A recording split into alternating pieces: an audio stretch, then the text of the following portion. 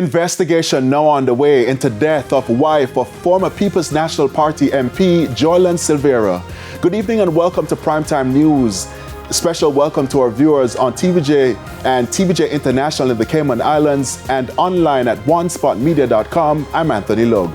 Also this evening, woman dies in crash on Mandela Highway, driver charged.